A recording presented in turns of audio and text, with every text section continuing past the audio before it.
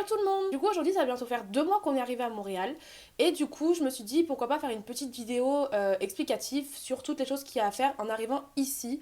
Parce qu'en fait en arrivant vraiment c'est un peu la galère, on doit courir un peu partout. Donc je me suis dit voilà pourquoi pas aider certaines personnes à éclaircir un peu le sujet. Donc du coup je vous explique tout ça et je vous dis à tout de suite.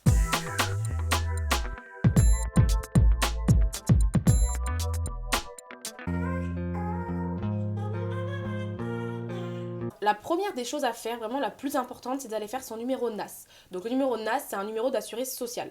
Et en fait, sans ça, vous pourrez vraiment rien faire. Vraiment, c'est la chose la plus indispensable à avoir ici. Donc comment ça se passe? Sur le site, ils disent qu'il ne faut pas aller en centre, etc. parce qu'il y a le Covid, machin, machin. Mais bon, tout le monde y va sans rendez-vous. Donc en fait, il faut juste essayer de trouver un service Canada le plus proche de chez vous. Vous vous y rendez et vous leur expliquez que c'est pour venir faire votre NAS, que vous êtes expatrié français. Par contre, ça peut prendre plus ou moins de temps. Nous, quand on y allait, il y avait pas grand monde, donc on n'a pas attendu longtemps. Mais je sais, il y en a, voilà, ils y vont, je sais pas, peut-être à 14h ou quoi, et il y a vraiment une queue phénoménale, et du coup, ça prend des plombs. Faut vraiment y aller le matin, moi je conseille, parce qu'il y a moins de monde. Mais voilà, mais en tout cas, c'est obligatoire. Sans ça, vous pourrez vraiment rien faire du tout. Alors pour la banque, nous ce qu'on a fait c'est que comme on est au Québec, on est parti à la banque Desjardins.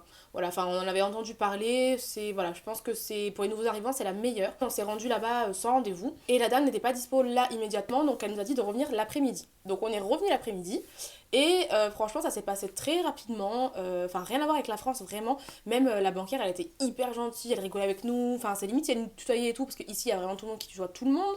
Donc vraiment c'était hyper voilà, hyper good vibes quoi, il n'y a pas l'angoisse d'aller chez le banquier et tout comme en France, vraiment ça n'a rien à voir. Du coup elle nous a tout bien expliqué aussi parce que au Canada c'est différent de la France, en fait ça marche avec une carte de crédit, enfin ce serait un peu compliqué de vous expliquer là comme ça, mais c'est un peu comme un crédit en France, si vous voulez vous achetez tout à crédit ici et en fait à la fin du mois vous remboursez votre propre crédit. Du coup elle nous a tout expliqué en détail et du coup on est reparti avec notre compte en banque ouvert, donc on est reparti avec la carte de débit et la carte de crédit en fait elle arrive par voie postale je crois une semaine après, quelque chose comme ça. Donc comme je vous ai dit aussi dans mes précédentes vidéos, évidemment il faut garder un compte en banque français déjà pour arriver ici hein, avec des sous. Du coup ce qu'on a fait c'est que on a vu que les transferts de banque à banque, enfin de banque française à une banque étrangère, c'était vraiment cher les transferts, vraiment on perdait énormément d'argent. Donc on a téléchargé l'application Wiz qui fait qu'en fait pour les transferts on passe par l'application et elle nous prend vraiment pas beaucoup de sous comparé aux banques. Donc vraiment ça c'est la belle affaire aussi, télécharger cette application. Pour les forfaits de tel, comme je vous avais dit, on a gardé nos forfaits français. Donc nous on était chez Bouygues, tout simplement parce que ici il y a énormément de wifi. Donc c'est à dire qu'en fait à peine on sort quelque part il y a de la wifi. Donc en fait on n'a pas besoin d'avoir des trucs internationaux, internet machin, ça servait à rien. Et en fait en arrivant ici, les 2 premières semaines, on a téléchargé l'application qui s'appelle TextMe. Et en fait cette application elle est gratuite ou payante, mais bon voilà ça c'est pour les options machin. Et en fait ça vous permet d'avoir un numéro canadien pendant un mois je crois. Donc tous les mois il change, à moins que vous payiez l'application et du coup vous gardez le même numéro. Mais bon c'est un peu pourri parce que du coup vous pouvez appeler qu'en wifi. En fait c'est pas vraiment une solution longue durée. Du coup ce qu'on a fait c'est qu'en fait on a pris un forfait canadien chez Fizz. Donc Fizz c'est que sur internet, c'est un peu comme Free ou quoi, voilà il n'y a pas de boutique en soi. Ce qui est bien avec Fizz c'est qu'on peut soi-même faire son forfait en fait. Si vous voulez vous pouvez choisir soit les appels au Canada, soit les appels qu'au Québec, soit les appels aux États-Unis et au Canada, enfin bref. Vous pouvez choisir ça, vous pouvez choisir d'avoir une messagerie vocale ou pas. Vous pouvez aussi choisir le nombre de gigas que vous voulez. Donc en fait suivant ce que vous choisissez, le prix varie en fait, soit il monte, soit il descend. Et en fait au tout début quand on ne connaissait pas et on avait peur de manquer, on a pris vraiment le forfait max. Donc je crois que c'était 20 gigas, un truc comme ça. Je crois on avait pris les appels vers tout le Canada, machin machin. Et on en avait eu pour 60 $ à peu près. Donc ça va, ça reste raisonnable. On avait juste peur pour internet au début parce qu'on s'est dit 20 gigas c'est vraiment pas ouf. Mais il s'est avéré qu'en fait à la fin du mois on avait utilisé peut-être... je crois qu'il nous restait genre 17 gigas sur 20, un truc comme ça. Alors qu'on utilise quand même pas mal d'internet dehors. Mais je sais pas, ici on dirait que internet se consomme moins. Une fois que c'est fait, vous commandez votre carte SIM, donc elle arrive chez vous sous une semaine, je crois, un truc comme ça. Et ensuite, une fois que vous avez votre carte SIM, je crois qu'il y a des petits codes à rentrer, je sais pas quoi, et en fait ça vous active le forfait que vous avez choisi. Voilà. Et vous pouvez le changer à tout moment. Donc voilà, si je sais pas moi, le mois prochain vous n'avez pas besoin d'autant de gigas machin, vous pouvez changer. Surtout que les gigas que vous n'avez pas consommés pour le mois actuel se retrouvent sur le mois suivant. Donc en gros, si vous n'avez pas utilisé les 20 gigas, qu'il vous en reste 15, les 15 se remettent sur le mois d'après. Donc franchement, c'est vraiment le meilleur truc qu'on ait trouvé, c'est pas trop cher, il y a plein d'avantages et c'est le top. En ce qui concerne les transports, nous on n'a pas encore acheté de voiture tout simplement parce que on attend voilà, vraiment de travailler tous les deux, etc., pour vraiment s'acheter quelque chose de bien. Donc on prend les transports en commun. Ici il y en a énormément et partout, donc voilà, vraiment ils arrivent toutes les 5 minutes, etc. Donc c'est hyper pratique. Du coup, ce qu'on a fait, c'est qu'on a pris la carte Opus parce que sinon les tickets à l'unité c'est vraiment c'est un carnage. Je crois que c'est 3$ ou 3,50$ le billet de métro quoi. Donc du coup, on a pris l'abonnement Opus. Donc c'est vrai que ça fait cher parce que je crois qu'on paye 90$ le mois. Mais bon, franchement, on peut tout prendre, on peut prendre tous les métros, tous les bus dans Montréal, etc. Il n'y a vraiment pas de limite. Pour la voiture, pour vous donner quelques infos, déjà sachez qu'ici il n'y a pas de contrôle technique, donc c'est facile de se faire avoir, surtout pour des gens qui n'y connaissent rien. Donc ce que je vous conseille c'est vraiment d'aller en concession, au moins vous êtes sûr que les voitures ont été vérifiées, je crois que vous avez des garanties. Voilà, enfin clairement c'est, voilà, n'achetez pas chez n'importe qui, à n'importe quel prix. Vaut mieux être un petit peu plus cher et acheter dans une concession pour être sûr que vous avez une bonne voiture qui marche, plutôt que aller chez un particulier pour essayer de faire un petit peu, voilà, descendre les prix, quoi que ce soit, et finalement se retrouver avec une cage à mort, quoi. À savoir aussi que en arrivant ici, votre permis français il est valable 6 mois, et après vous pouvez plus conduire, donc en soi, pour le changer, je crois qu'il faut prendre rendez-vous aussi. Je sais plus où, je vous le mettrai en dessous. Et ensuite, je crois que ça coûte 42$, quelque chose comme ça, donc ça, c'est pas excessif, pour avoir le permis québécois. Voilà, donc ça peut être aussi un truc à faire en arrivant, surtout si vous voulez acheter une voiture. Ici, il y a aussi un truc qui s'appelle Communauto. Communauto, c'est genre les Vélib, mais en voiture. Et du coup, pour Communauto, il faut un permis québécois. Donc pareil, si vous voulez pas acheter de voiture, mais que vous comptez, je sais pas moi, louer des voitures ou vous servir de Communauto, faites-le. Et dernière chose aussi à savoir, c'est qu'ici, vous payez votre, entre guillemets, votre droit de conduire tous les ans. Je crois que vous payez votre plaque d'immatriculation en fait, et je crois que c'est... Je sais plus, mais c'est pas non plus grand chose, mais voilà, vous payez ça tous les ans, donc ça aussi c'est à savoir, parce qu'en France ça n'existe pas, mais ici c'est comme ça. Nous, ce qu'on a fait, c'est qu'on est parti sur Marketplace et Kijiji, mais bon, Kijiji, c'est pas trop non plus la folie. Tout en sachant aussi que nous, on est arrivé pendant la période creuse, c'est-à-dire qu'en fait, si vous voulez, le 1er juillet, c'est le jour du déménagement ici à Montréal. Donc, c'est-à-dire que le 1er juillet, ou en tout cas aux alentours, tout le monde déménage. Voilà, c'est comme ça, c'est l'été, le début de l'été, tout le monde déménage. Et nous, on est arrivé en plein hiver, enfin en tout cas en début d'hiver, et du coup c'est vraiment la période morte pour les locations. Mais il y avait quand même énormément d'apparts, donc c'est pour ça que quand on m'a dit ouais période morte tu vas avoir du mal à trouver, franchement on a trouvé très rapidement. Donc ce qu'on a fait, en fait à chaque fois qu'il y a un appartement qui nous plaisait, qui était dans nos prix machin, on envoyait des messages directement à la personne. Et un petit conseil que je vous donne, ne faites pas voilà dans le solennel, dans le machin, faites directement ambiance amicale quoi. Ouais salut machin, j'ai vu ton truc, ça m'intéresse, je peux visiter quand. Essayez de visiter un max d'appart possible parce que pareil vous pouvez comparer, voir les prix, voir les quartiers. Pareil aussi avant même la recherche d'appartement. Essayez de visiter des quartiers. Essayez de visiter les quartiers voilà, dans lesquels vous êtes bien, les quartiers qui sont proches, je sais pas moi, de vos centres d'intérêt ou de votre travail ou je sais pas. Et surtout aussi, un dernier conseil, si vous n'avez pas de voiture, prenez un logement qui est à moins de 10 minutes à pied d'un métro. C'est indispensable, l'hiver en tout cas, parce que des fois il y a des tempêtes de neige, des fois il fait moins 30. Donc en fait, si vous êtes trop loin d'un métro, ça va vraiment être une souffrance pour vous de prendre les transports ou de vous rendre au travail ou de sortir. On a enfin trouvé l'appartement où on est actuellement. Les propriétaires très sympa, hyper avenant, hyper chaleureux. Et du coup, ils nous ont rien demandé. Donc ça aussi c'est très particulier. C'est-à-dire qu'en fait, on est arrivé, normalement en France, ils vous demandent les 3 fiches de paye, l'avis d'imposition, le garant. Mais du coup, ici, rien du tout. Je crois qu'ils nous ont même pas demandé une pièce d'identité pour vérifier notre identité. On n'a absolument rien montré, on n'a absolument rien prouvé.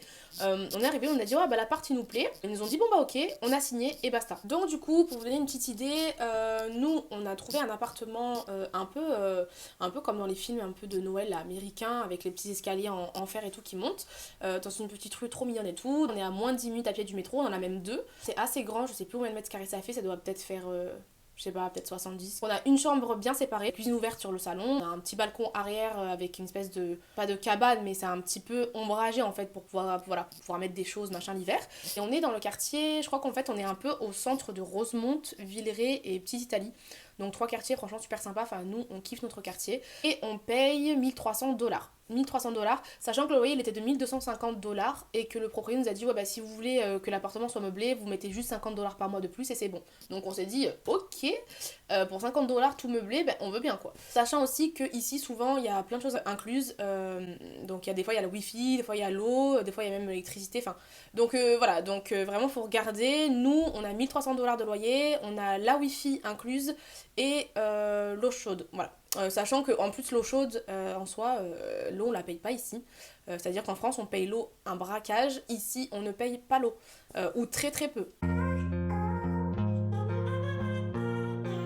Du coup, maintenant que le Covid s'est un petit peu calmé, c'est un peu revenu à la normale, donc on peut partir avec son PVT sans avoir trouvé de job avant. Mais bon, il faut quand même trouver un job sur place, évidemment. Je vous confirme qu'il y a énormément de gens qui recherchent à embaucher, c'est un truc de fou. Je crois qu'il n'y a pas un magasin où on se promène où ils embauchent pas des vendeurs, des caissiers ou je sais pas moi, des bouchers, enfin bref, et j'en passe. Donc vraiment, il y a énormément de travail ici pour tous les goûts, tous les métiers, c'est incroyable. Et après, pour chercher, donc voilà, je conseille vraiment de faire soit du porte-à-porte, soit, enfin du porte-à-porte, voilà, si vous voyez une annonce, vous y allez, soit sinon, les meilleurs sites, je pense que c'est Indeed et Marketplace aussi, ça marche pas mal, il y a pas mal d'annonces. Mais voilà, vraiment, limite, même sans aller sur ces sites-là, vous trouverez facilement. Parce que comme je vous dis, il y a tellement de gens qui recherchent, c'est incroyable. Dans un centre commercial, il peut y avoir, je sais pas, 50 magasins. Sur 50 magasins, il va y avoir 40 personnes qui recherchent, quoi. C'est un truc de fou. En plus, ils demandent pas forcément d'expérience, pas forcément de diplôme. Ça n'a rien à voir avec la France, clairement. Je vous en avais déjà parlé un peu avant de partir, mais bon, j'attendais quand même d'avoir mon propre avis. Et vraiment, c'est vrai. Alors, pour ceux qui me suivent, comme vous savez, on est arrivé en décembre, donc le 1er décembre. Donc en fait, il commençait déjà à faire froid. Donc ce qu'on a fait, c'est que je crois que le deuxième ou troisième jour, on est directement parti acheter des grosses vestes et des grosses bottes. Parce que c'est indispensable ici, hein, vu que il neige très souvent et qu'il fait jusqu'à -20. Je crois que la semaine dernière, on a eu -30. Et du coup, on est parti dans un magasin qui s'appelle Browns pour les bottes. C'est sur la rue Sainte-Catherine, c'est vraiment... c'est la grande allée de Montréal, quoi, on va dire. Et en fait, ce magasin est exceptionnel, vraiment. Genre, même le décor est ouf. Enfin, on se serait vraiment cru dans un magasin de, je sais pas, de stars. C'était vraiment le feu. Il y avait plein de promos quand on est arrivé. Il faut penser vraiment à se chausser correctement parce que vraiment, sinon, on perd ses pieds. Clairement, genre moi mes bottes elles sont fourrées, je mets des grosses chaussettes et tout, et vraiment quand il a fait -30 la semaine dernière, j'ai cru que j'allais vraiment décéder des pieds, je les sentais plus rentrant chez moi quoi, clairement. Donc voilà, je vous conseille vraiment d'acheter des très bonnes chaussures d'hiver si vous arrivez en hiver. Puis bon, de toute façon, même si vous arrivez en été, il vous en faudra pour l'hiver. Et concernant les vestes, nous on est parti sur des Columbia. Parce que franchement, rapport qualité-prix, c'était le top. Surtout qu'en plus, les marques ici sont moins chères qu'en France. C'est-à-dire que on avait comparé, je crois, avant de partir, on avait regardé des North Face en France. On les a regardés ici et c'était vraiment moins cher. Donc n'achetez pas de vestes en France. Attendez vraiment d'être ici. En plus, elles sont plus adaptées à la température. Donc nous, on a pris des vestes qui vont jusqu'à -20 ou -25 degrés, je crois. Vraiment pareil, hein. Pensez-y. Ne prenez pas des vestes qui vont jusqu'à -10, -15. Parce que sinon, vous vous gèlerez vraiment dehors quand il commencera à faire froid. Je crois qu'on les a payés en solde de 200 au lieu de 380, un truc comme ça. Vraiment, on n'a pas froid du tout. Là, quand il a fait -30, comme je vous ai dit, il faisait -30, donc on avait quand même froid. Mais sinon, au quotidien, quand il fait -20, -25, franchement, on est nickel. Et pour ça, on est parti dans un magasin qui s'appelle Sport Expert. Et je vous le conseille aussi, c'est le meilleur endroit où aller. Il y a vachement de promos et il y a vachement de modèles. Vraiment, c'est incroyable, ces magasins sont immenses. À savoir que Sport Expert fait aussi des chaussures. Donc du coup, en tout cas pour nous, je pense qu'on a vraiment réussi à se poser complètement au bout de peut-être un mois. Voilà, vraiment un mois je pense, parce que les 2 premières semaines, comme je vous ai dit, il y a vachement de papiers à faire. Voilà, faut aller à la banque, faut aller à différents rendez-vous. Kevin, il a eu aussi 2-3 entretiens en fait dès son arrivée, entretien d'embauche. Et en plus, entre-temps aussi, évidemment, quand on arrive dans un nouveau pays, on a été visiter, on est parti se promener. Donc voilà, donc vraiment les 2 premières semaines, c'est un peu la course mélangée à de la visite, à des papiers administratifs. En bref, c'est un peu le bazar. Et ensuite, du coup, on a cherché l'appartement qu'on a trouvé rapidement. Et ensuite, il faut aussi le temps voilà, de connaître un peu où on va faire les courses ou machin. On a aussi mis le temps à meubler l'appartement, clairement, à meubler l'appartement parce qu'ici c'est un peu compliqué aussi, mais ici par exemple, il n'y a pas beaucoup de tables basses ou de meubles télé, enfin c'est assez restreint, on dirait qu'ils connaissent pas trop ça. Enfin c'est pas trop, je pense qu'ici c'est pas trop le délire de France en mode à rester faire des soirées télé devant le canapé en famille et tout, c'est pas trop ce délire là. Donc du coup je pense qu'ils sont beaucoup moins, voilà, ils ont beaucoup moins de choix parmi tout ça, mais du coup on a un peu galéré. Enfin bref voilà, mais voilà, il faut le temps que les meubles arrivent, le temps de les monter, le temps de vraiment aménager son espace, tout ça. Donc clairement voilà, nous ça nous a mis un mois à être vraiment posé et bien, sans plus courir à droite à gauche pour avoir des rendez-vous ou pour faire des choses administratives. Donc après évidemment ça peut dépendre des gens, et là ils vont réussir à se poser en 2 semaines, là ils arrivent, ils ont déjà un appart ou déjà un boulot, donc forcément ça facilite les choses. Du coup voilà, j'ai fini ma petite vidéo pour aujourd'hui, j'espère vraiment que ça vous a aidé. Si vous avez d'autres questions, n'hésitez pas du tout en commentaire, j'y réponds en général très rapidement. La semaine prochaine je ferai une vidéo sur le coût de la vie ici, voilà, le coût de la vie à Montréal, pour vous donner un petit peu une idée, voilà, du budget à prévoir prévoir par mois ou même du budget à prévoir en arrivant. Je pense que ça peut aussi aider pas mal de personnes. J'essaierai vraiment de survoler un petit peu tout, que ce soit le prix des courses, le prix des loyers, le prix de vraiment plein de choses ici et j'espère que ça vous aidera. Du coup je vous attends la semaine prochaine et je vous dis à bientôt.